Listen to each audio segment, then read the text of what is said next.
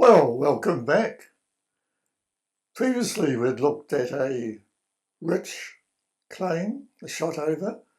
But most of the claims around Thames and elsewhere on the Coromandel weren't all that rich. And I thought I'd just look at how they got on.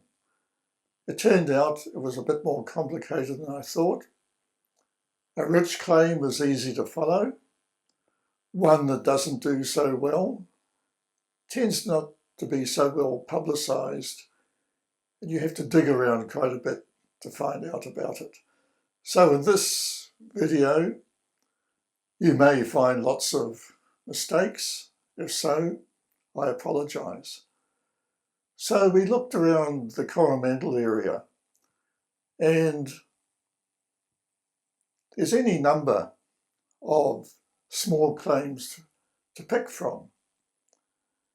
So which ones do you do that to? Well, you can look at the book by Ritchie and see many of these. What I decided to focus on was Tararu. This is interesting because although there was no bonanza, activity there went on for some 40 years with lots of things constructed, developed and lost, and then more people came in and had another go. None of them did terribly well, but the story is interesting. So we'll go into it. Tararu is just up from Thames, obviously, only a few miles. There's really only one feature that dominates, the Tararu Creek and the valley going up into the hills from it. This valley was fully developed with claims, etc. These days, you wouldn't know it if you go up using Google here. Everything is heavily re-bushed, if not forested. Here we are at Tinker's Gully. Just on the right, you can see a little parking area that once was the site of a Dixon's battery, opposite Russell's battery on the other side of the creek. You can go up the valley quite a long way. Unfortunately, it's blocked off now because of Kauri dieback. You can't walk up further. Further up, there are a lot of claims in what we call the upper Tararu. And some of these still have mining equipment sitting around in the bush. It was just too far to drag the stuff out again. Unfortunately, you can't look at that now. But you can see on the trip up, if you look around, various interesting formations. The person who looked the closest at all of this some 40 years ago was Neville Ritchie, and he describes it in some detail in his doc booklet. Unfortunately, there's very little even he could see, as most of it has been removed or rotted away. Only a few things remain that are obvious. There's the Sylvia area with some rock walls, and down at the other end by Tararu in Dixon's Park, a few concrete tanks have been converted into swimming pools. So if we go right back, originally the first people who arrived were at Rocky Point, we'll see that in a moment, but Europeans, when the goldfields opened, began venturing up the coast a bit. Here we are, Bartlett showing the track up towards Tararu in August 1867. He got as far as Tararu Creek. Nothing much has been done there by Europeans. You can just see Rocky Point in the far distance. So, Tararu, Maori have occupied that for a long time. Gardens on the flat, and no doubt explored right up the valley and in the hills. The creek goes up fairly gently for many miles, but on either side of it, as you would have seen, the contours are pretty rugged, and only the creek bed itself is easily got up. Once you go off it, it's pretty steep. Nevertheless, when miners ran out of claim areas in Thames, they pushed on and finally began looking at Tararu. So by October, November 1867, there were a lot of small claims pegged out, perhaps 50 or so, and several hundred miners were exploring the area. This gave some results, but nothing terribly promising. What they didn't know to begin with was that there was only one run of reefs that had any promise in the valley on the south side of the creek, unlike Thames itself, where you can see lots and lots of reefs. Salmon produced this map some years later. It's not completely accurate. There's the area around Tararu. We'll talk about that more later. As time went on, many of these claims gave very little, except at first some surface rich deposits, but not much else of great richness was found. So the claims began shrinking, and we had by about 1890s down to about 20 or so that have been explored in detail, not returning a huge amount. And by 1910, even a smaller number, with some upper Tararu beyond where I showed you the dock fence that you can't go beyond.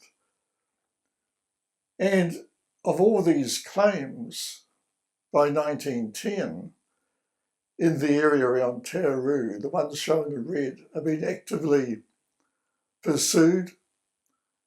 As you can see, there's probably a dozen or so of them, as opposed to quite a few more in Thames itself. So what was the history of gold mining in the valley? It became apparent that the ore from the early claims quickly became fairly poor below the surface. But nevertheless, several groups thought there was promise and decided to bring in the heavy machinery, the batteries, and the added attraction to them was free power.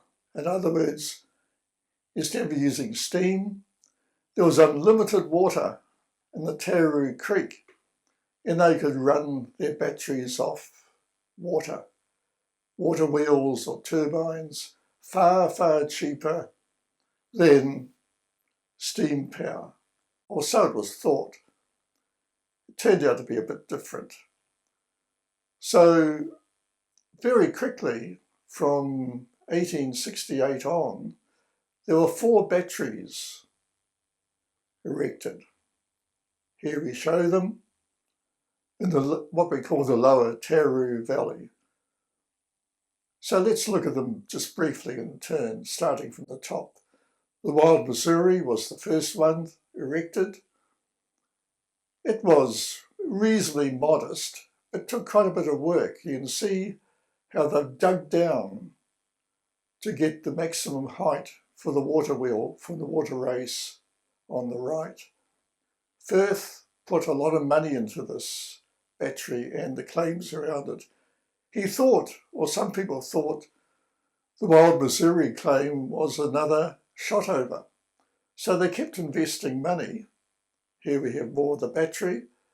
And it is thought that all in, he may have invested something like £30,000. Unfortunately, it didn't come to much. Further down the creek, the so-called Russell's battery was erected. It was named after the Australian engineering firm that supplied the machinery. There's quite a story to that I discuss in my blog site. This was planned to be a huge battery. Here it's got 30 stamps. They're going to put another 30 on the other side, another 15 behind to give 75 stamps in all. Very, very large. It never happened. There's no good photos of the next battery down, which is Gibbons. You can just see it at the bottom of the photo. But this photo also shows other developments. There's the tramway going across the bend in the Tararu Creek, and you can just make out the water race going down to the Tararu battery, which is the next one down.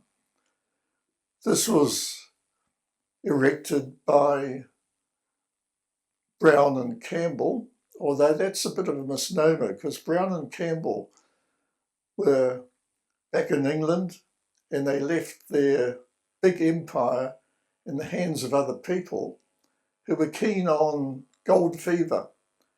And this was erected in their absence, and Campbell in particular began to get uneasy about all the money being put into things. Anyway, this was a quite substantial battery of 30 stamps. Fortunately, we can get a pretty good photographic record of what went on in those early days around 1869, 1870, mainly due to Bartlett and Mundy, who took photos up the valley. This shows roughly where these photos were taken. Most are in the Auckland Libraries or Auckland War Museum. So let's start on them. At the bottom, looking up from near the gardens, you can see the railway bridge or tramway bridge going across the creek. And you can also see the water race on the right going into the battery that I just showed you. Up past Gibbons Battery, we see the water race coming across the creek. It's pretty crude, just supported by stilts, not solid. Also notice the cart track up through the creek. Very crude and very difficult to negotiate in wet weather. Up somewhat further, looking down the creek, you can just see that water race in the very distance. You can see the tramway on the left and probably glimpses of the cart track and the water race going down the creek on the right. Up even further, just below Russell's Battery, here we can see a tramway bridge, more the water race, and the creek in the middle. And here's Russell's Battery, showing the water wheel obviously moving because it's a blurred photo. And looking up from Russell's Battery, further up, we see the Alpine Hotel on one of the few flat pieces of land. On the right, we see the water race coming down to Russell's Battery. And looking down on Russell's Battery, this is a Mundy photo, we get an idea of just how rugged it was in that area. And here's the cart track going across the creek, pretty rough to get across. And that's the only way you could transport things up beyond that point. The tramway ended at Tinker's Creek or Russell's Battery. So, to power all this, they built water races. And over a period of time, there were water races up and down the creek, basically taking water one after the other. Obviously, a water race used the water in that part of the creek, and the next person down had to start their water race from when that water race ended. So there's quite a bit of competition for water. And once you got a permit for your water race, it was a very valuable thing to have.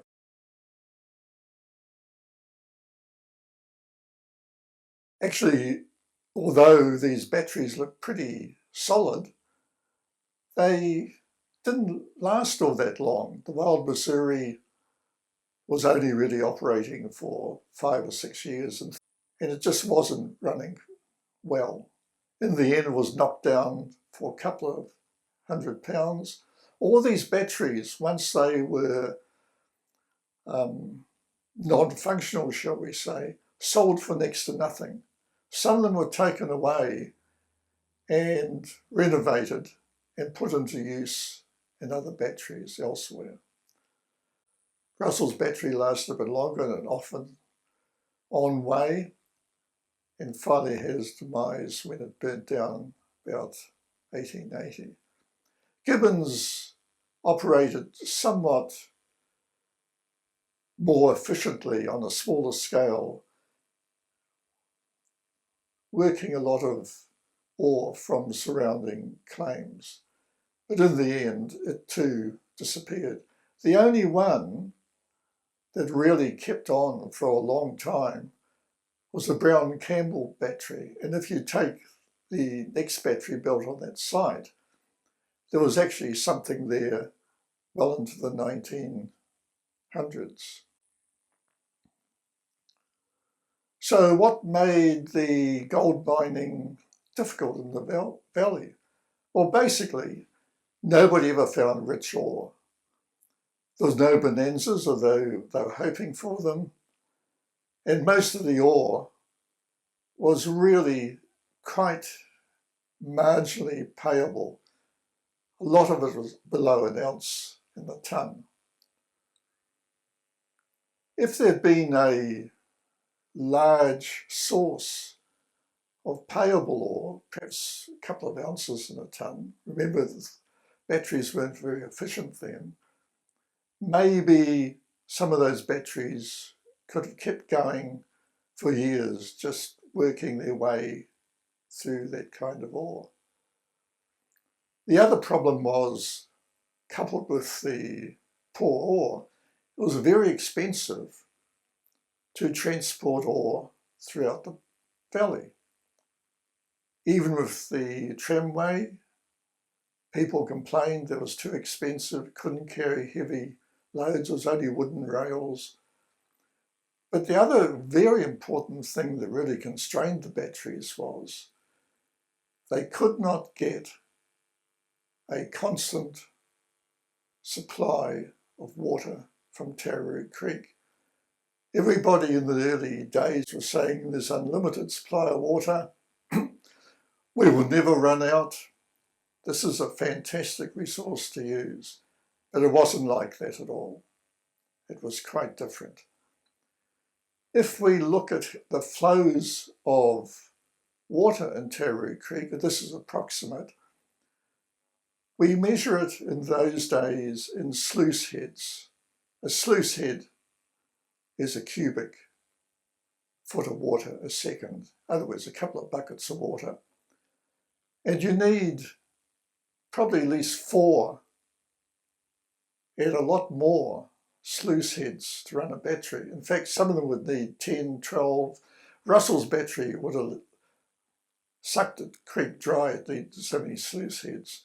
As you can see from the graph, in many periods of the year, especially summer, late summer, the flow of water in the creek was down to just a few sluice heads. In other words, the batteries couldn't run.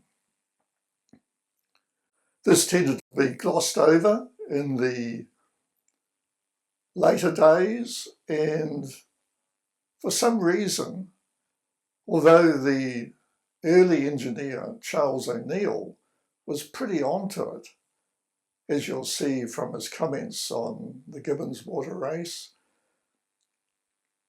pointing out there was limited water and they had to use it between themselves and work things out. Later applications for ridiculous numbers of heads of water seemed to be approved. There were some 10, 12, 14, you name it.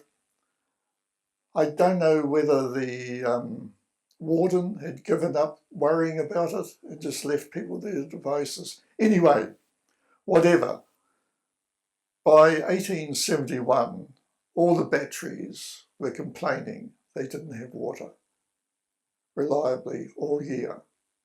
And this really constricted them. There was a government inquiry, a questionnaire sent out, and they asked all these people. It wasn't just in Tararu. Anybody needing water had a problem. But Tararu is particularly vulnerable because they're using water power on all their batteries. And they all had these problems. They had to shut down during summer. They could only run it slowly. They couldn't afford to put through junky ore because they're just wasting water. And even just to use steam, you needed a couple of sluice heads of water, let alone using water for your power in a turbine or water wheel. There was a proposed scheme to take water from Tapu at a high level and bring it across.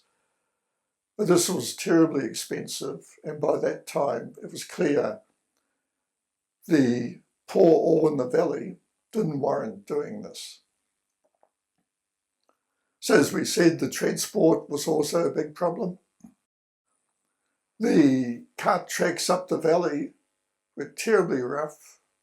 You couldn't get off the side of the valley with a cart. You had to use a chute or some kind of sled. And in wet weather, impassable.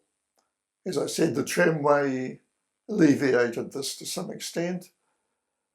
It extended up Tinker's Creek a little way after the first tramway was built. And it sort of made things better. But because the ore was poor and they needed to transport big amounts to get any kind of return, it was an ongoing problem. So things basically wound down in the 1880s, very much so. But then there was a boom internationally, and big investors, particularly in England, decided mining was something to invest in.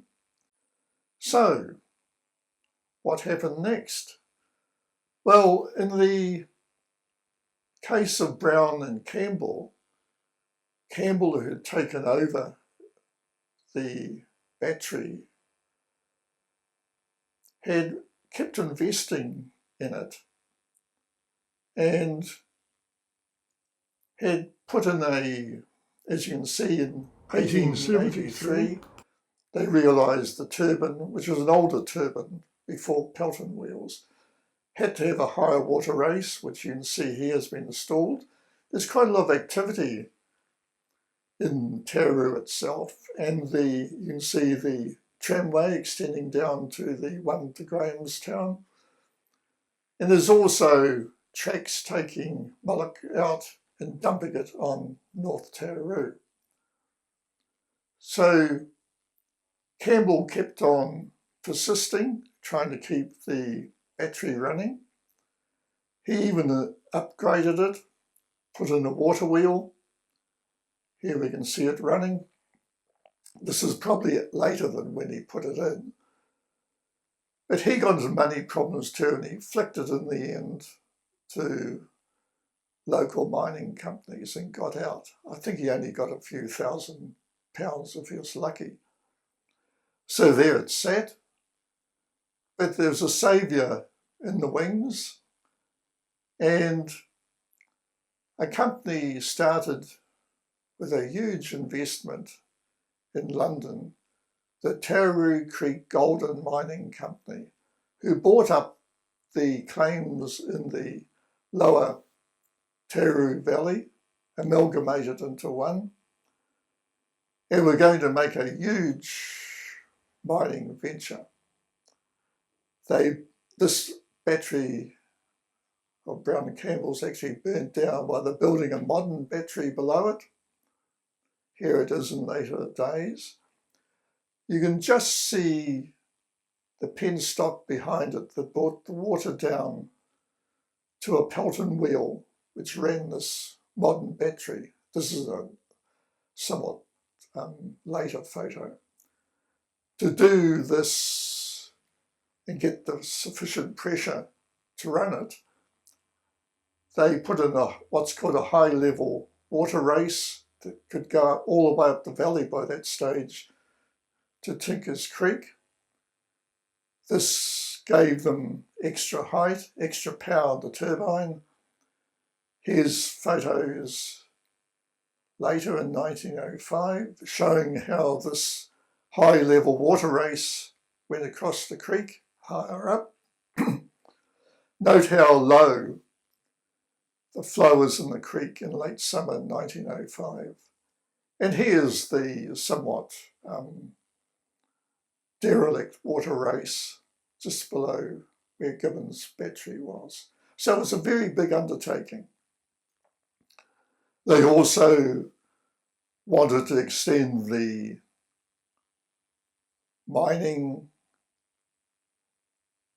in the area. It was very extensive and this attracted them, but they thought they could make this a big mining venture and take any amount of ore out of this area by quite cheaply by building a extension on the tunnels. So instead of taking ore to the surface and taking it down by tramway, aerial tramway or whatever to the battery, they would build a tunnel extension right down and coming out by the battery, a bit like the Monetary Tunnel did for the mining in Thames. So they extended the whole tunnel, big double width, and it came out right where Dixon's motor camp is now. In fact, the battery is almost situated where we now have the swimming pool, which was one of the holding tanks for the battery, and the mouth of the tunnel is right behind it, so easy to get stuff out. And the water race comes down the hill above it. So this is all very good, but they got into awful financial trouble. What happened was the ore was poor, they're investing huge money, and before things ended, they were spending £80,000 to get 40,000 return. So things were not good. And the company wound up, was bought out for next to nothing. And that was the end of the Tararu Creek Gold and Mining Company. And the only thing of value left after all of this is probably collectors' interest in the share certificates. Mining did continue with the Norfolk Company, etc., for some years, and some revenue was generated, but not a huge amount. So that was at the bottom of the valley. At the top of the valley, the so-called Sylvia claim was the site of another big investment. In this case, the area had been mined somewhat successfully way back in the 1870s in a claim called Little Agnes.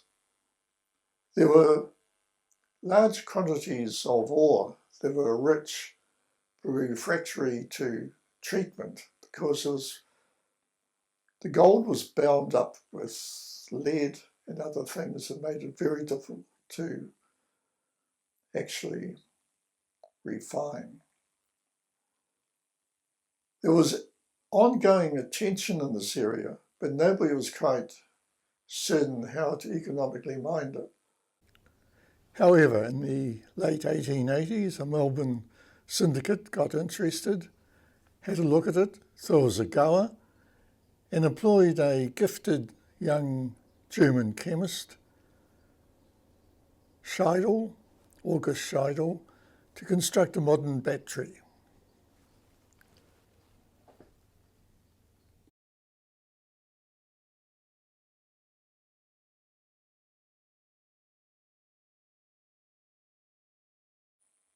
This battery was a Rolls-Royce battery. Here we see it. Many levels. Ore was taken up on a tramway to the top, driven by a Pelton turbine. The ore was processed down through different levels. The whole thing was powered by a large Pelton wheel in the base below the opening you can see at the bottom. By a series of pulleys, etc., this powered the whole thing. There was another Pelton wheel that gave electricity, and after a while they had to install yet another Pelton wheel halfway up, so two parts of the battery could operate independently of each other. So the whole thing was a very Rolls-Royce expensive undertaking. And added to that, Scheidel had installed some patented equipment that enabled the ore to be processed more successfully and to extract some of the refractory material. This he all described in a book, and although he claimed great success, he also said it was an experimental plant. Well, an experimental plant probably cost £100,000 in the end. Unfortunately, this battery went bung as well. They just could not get sufficient returns out of it to make it pay. It all sold up for next to nothing after a few years. They owed money to the Bank of New Zealand, no doubt others.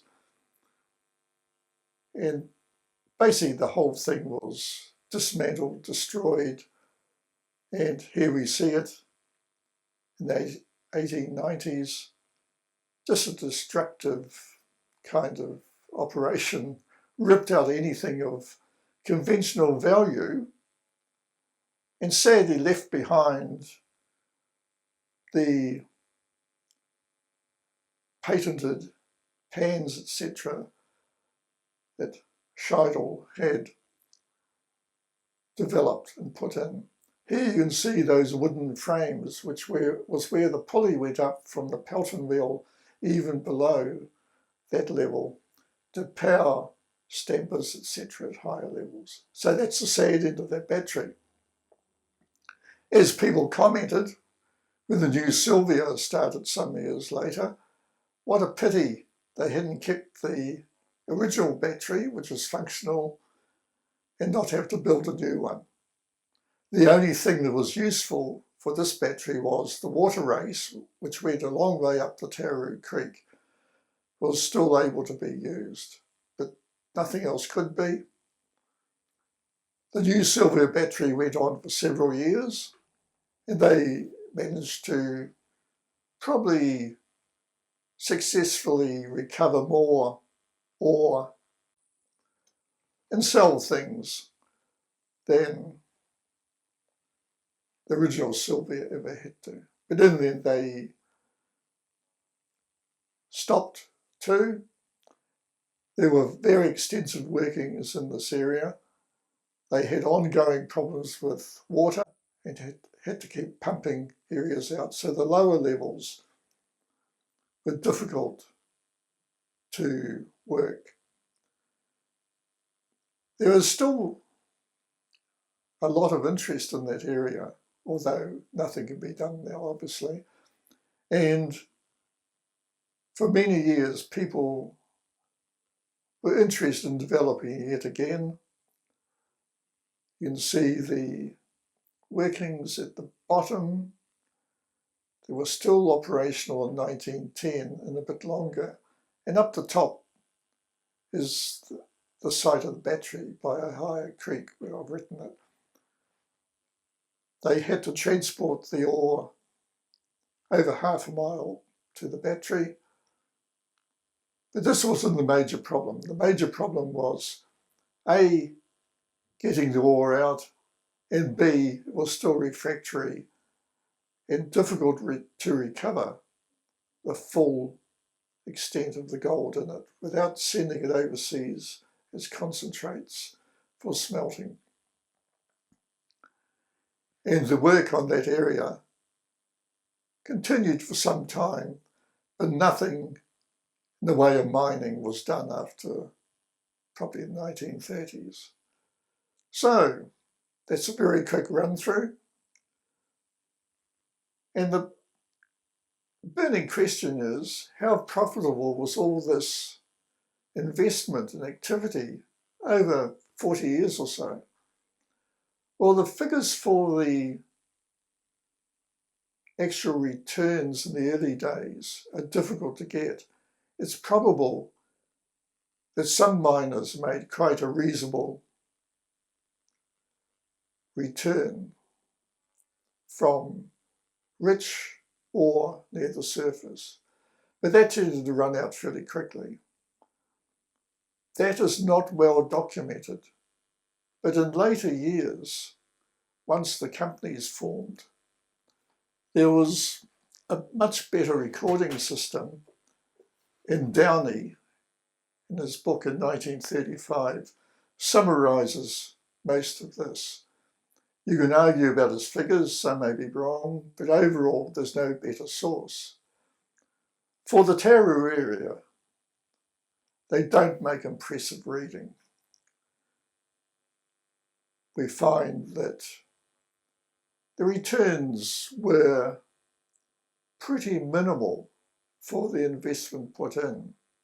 Here's Lower Tararu for the major mines that had any significant revenue in terms of bullion that was deposited, and Upper Tararu. If we take them together,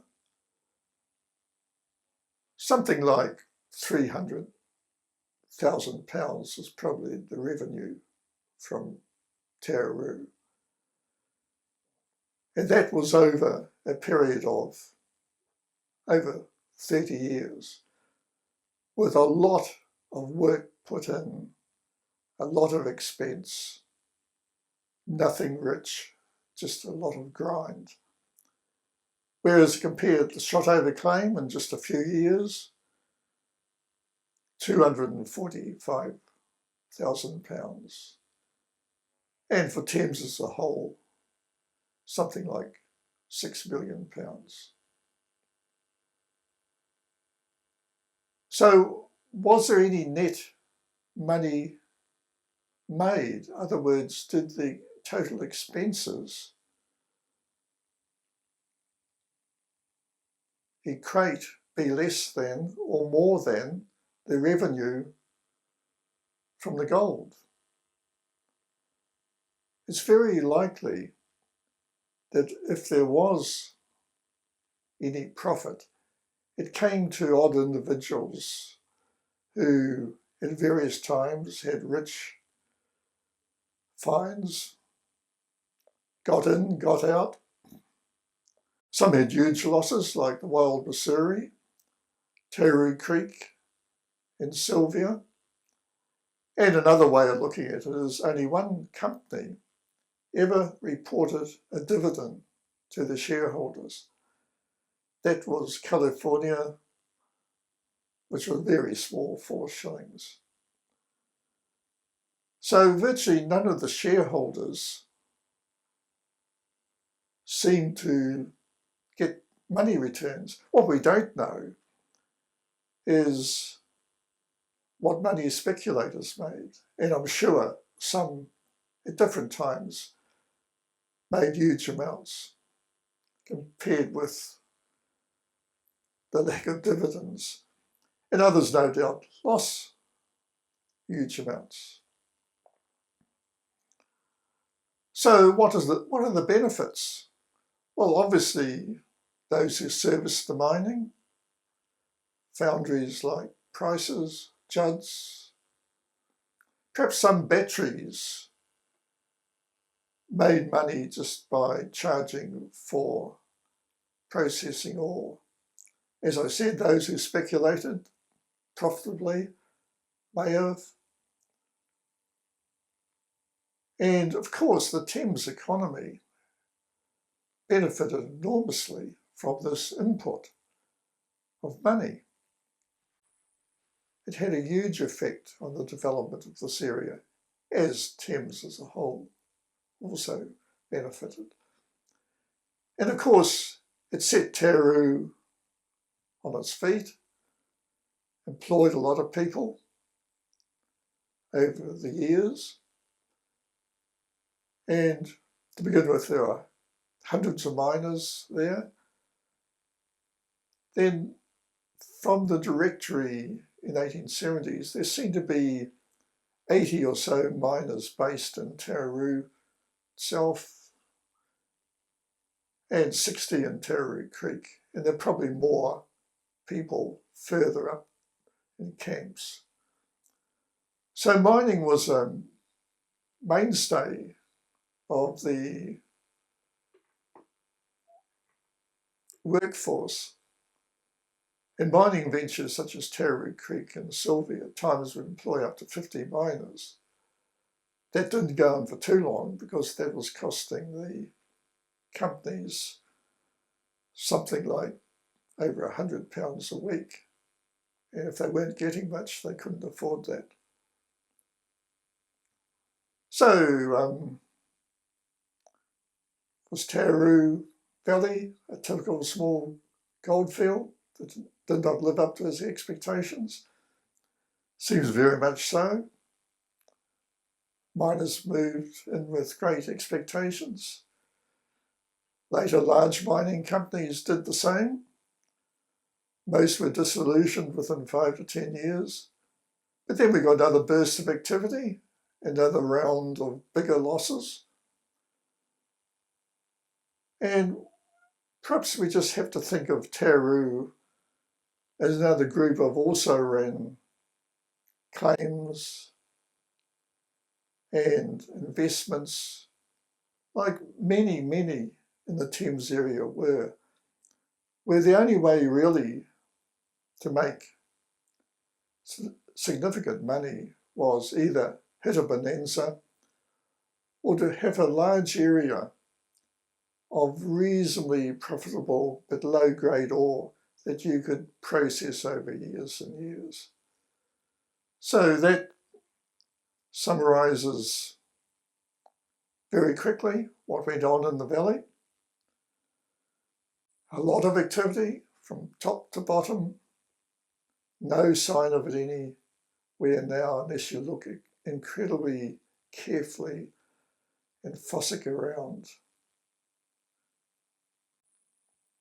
And the final word perhaps should go to the chairman of the Tararu Creek Mining Company in London. Thank you.